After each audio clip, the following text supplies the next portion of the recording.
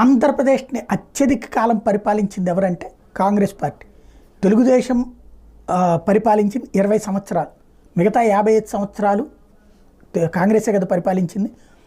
2004 నుంచి 14 వరకు 10 సంవత్సరాల పాటు పరిపాలించింది కాంగ్రెస్.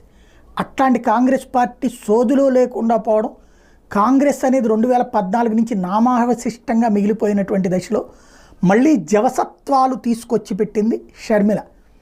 ఆనాడు వరుస తెలుగుదేశం విజయాల మధ్యన విలవిలలాడినటువంటి కాంగ్రెస్ పార్టీని అధికారంలోకి తీసుకొచ్చి పెట్టింది రాజశేఖర్ రెడ్డి అయితే, ఆ రాజశేఖర్ రెడ్డి రెండవ బిడ్డ షర్మిల కాంగ్రెస్ పార్టీకి ఆంధ్రప్రదేశ్లో ఊపిరిలూదింది అని చెప్పడంలో అతిశయోక్తి ఏం లేదు. సాంతం అసలు కాంగ్రెస్ ఈ దఫా పోటీలో ఉంటుందా, కాంగ్రెస్ కమ్యూనిస్టులు కలిసి తలా 3 సీట్లు పోటీ చేసినా కూడా ఏమీ సాధ్యం కాదన్నటువంటి దశ నుంచి సిట్టింగ్ ఎమ్మెల్యేలని తీసుకురావడం, అలాగే బలమైనటువంటి